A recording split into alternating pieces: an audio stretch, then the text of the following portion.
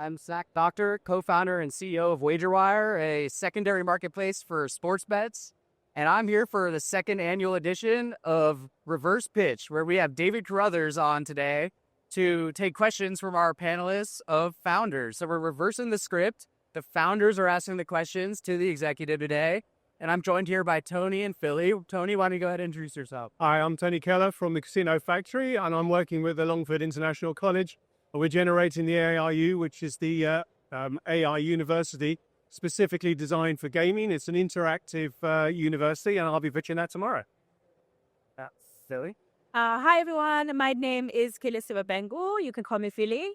I'm a founder of Research iGaming, where we are building education and a training ecosystem that leverages gaming professionals to offer their services within the gaming industry.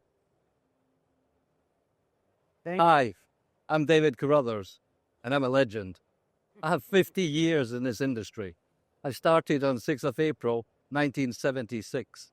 And you know what my first job was? Was to sweep the floor. At David Carruthers Consultancy, we service our clients. I add value. I build businesses. I create inventions, and I deliver for my clients, whether they're startup, whether they're a public company. I know more about this industry than anybody that's still working and operating in this industry. I have done everything from mark a board in a betting shop to take a company public. I've even been to prison for my values and my beliefs on regulation in this industry. I challenge every day. I challenge myself. I challenge my clients. I challenge the industry. Here to deliver. David Carruthers, Consultancy Limited, adding value. Fantastic. Well, thank you so much for being here with us, David. So we have a little bit of a different panel today where we're going to be asking you some hardball questions, but we really want to hear your story and kind of, press you like any other panel would. So you kind of jumped right at it, but I might kick it off. What was the biggest challenge of your career? My biggest challenge was trying to break through the glass ceiling at my first employer, Ladbroke Racing Limited. I worked for them for 24 years. And as I told you in my introduction, I'm really proud of the fact that I started at the very, very bottom. And I had to climb and climb and climb. And I started in an industry that was not popular. It was not respected. It did not attract graduates. It attracted normal people. And the business that I worked for were very strategic and very clever. And they invested in teaching, empowering, and developing its people so that the business could grow and its people could grow. And I got immense input throughout my 24 years to the point that I did an MBA. But I couldn't break the glass ceiling. And the reason I couldn't break the glass ceiling was because I challenged the board of directors. I exposed their failures. And to be honest, I've got to use a bad word here, I pissed them off. But they gave me the credentials to escape. They gave me an MBA. And the MBA gave me the qualifications to go on and do euphoric things in the second half of my career, which I did. Interesting. See, You actually are positioning yourself very well in terms of your profession, the years of experience that you've had in the industry. If someone like a startup right now were to walk in and ask you, what value can you bring in my company as a consultant, how would you answer that? I would ask them 3 questions. What's your name? What's your contact information? And what's your problem? And how are you solving their problem, if you don't mind me having a follow-up question? Well, I mean, I would use the base of my history and experience, but the analysis of the problem is the root to the solution. It's a critical thing. And of course, depending upon the size of the organization and the number of people and the style of the problem, depends on the complexity and the depth and the different potential and answers to solve that problem. But I'm here to solve problems. I'm not here to give you the answer. Okay. Yeah? It's very interesting that you mentioned about doing the MBA and how much it changed your life and how much it helped you move forward in life, which is very much about what we're about. dedicating our MBAs and EMBAs for those people who are already in the industry. The gaming industry has changed so much over the years, particularly with responsible gaming initiatives. So I'm very interested to know how you would come into my workspace and advise how you would introduce responsible gaming initiatives into an MBA if it was a gaming focused EMBA. I would introduce it as a topic under the heading of marketing. People think that responsible gaming is compliance. Responsible gaming is a marketing tool that should be aware and available to the world. And it should empower individuals that are mature enough and the proper age to make a decision about how they conduct their life. And at the same time, you've executed responsibility, but you've widened your market. Is it not part of compliance? You don't think that It is an element of compliance in it, but the average operator today sees it as an obstacle. You have to turn that triangle upside down and see it as an opportunity. What's the opportunity?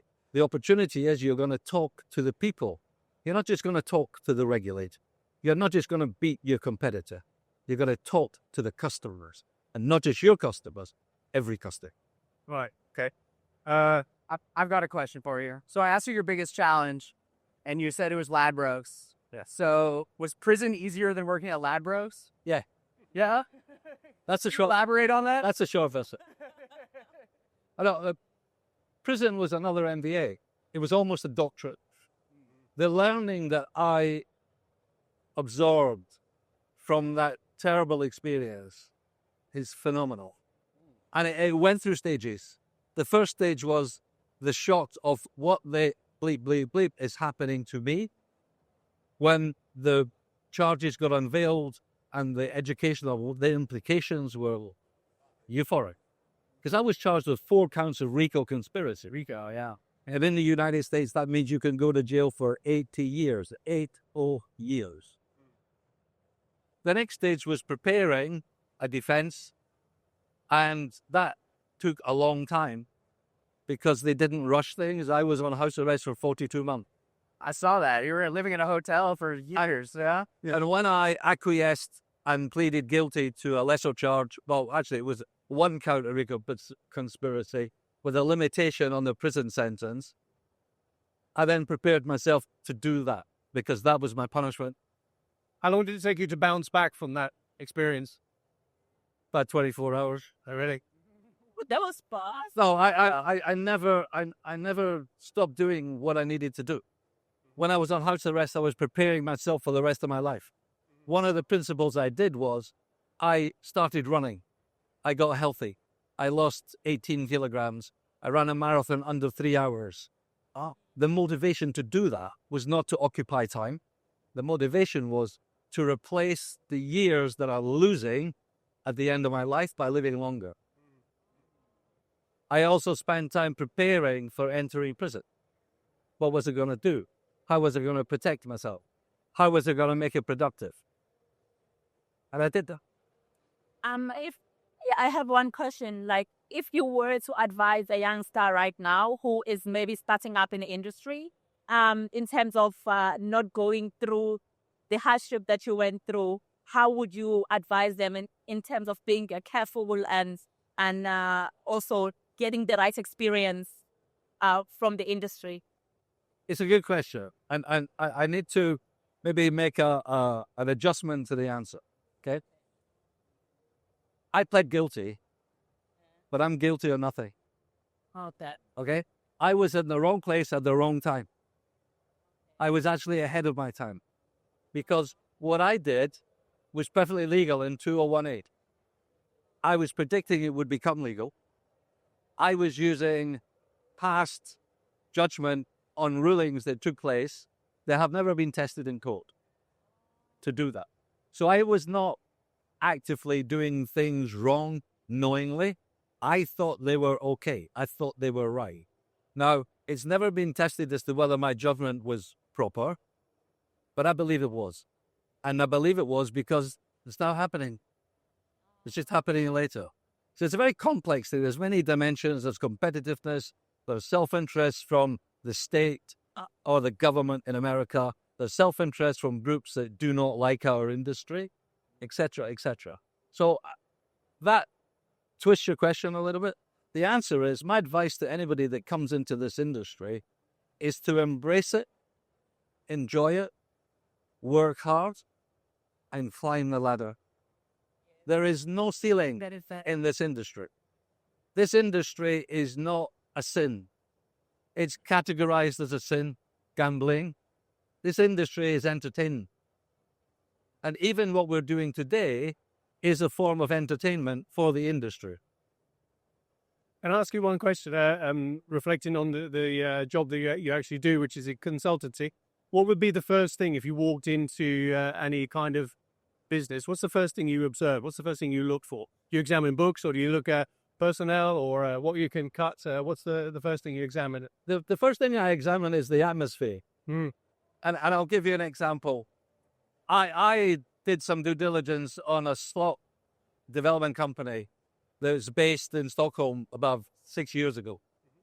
And when I visited the offices, one of the things I spotted that gave me a lot of comfort and ticked the box for me was when I entered the staff canteen, I saw on every table crystal salt, ground pepper, and olive oil. And that told me that the people that lead this business have standards, have care, and are healthy. And they're fit to run this business. And their business model and their business mechanic dovetailed into these values and standards. Mm-hmm. Yeah. So you're looking at a sort of clean environment, shall we say? And I'm looking for indication of things being done properly, or things not being done properly. Mm-hmm. So if there's a notice board and it's somebody's birthday, and it's September, and the July birthdays are still on the notice board, that's bullshit. Do you listen to how people talk to each other? I mean, obviously that's very much. No, absolutely. Yeah. How not just how they talk to each other, how they look at each other. Yeah, respectfully. So the boss comes in because boss comes in, hi. It's different. Yeah. And that's the same in any business or any school or any part of life. It's about communication. It's about interaction. It's about respect. It's about understanding. It's about clarity of what you're trying to do. Right. Okay. Last quick one. Will you ever fly through Dallas Airport again? I hope not, because if I do, they'll arrest me. I'm not allowed to enter the United States. Oh, still? Right. No, because I'm a convicted fellow. How long? But I will say one thing that I have said before in interviews. You know, if Donald Trump called me tomorrow and said, David, would you like a pardon? I would say no, thank you. Nice. I'll appreciate that. Thank you so much for your time. This has been fantastic. Thanks for our panelists here as well. Thanks. Yeah, really incredible job.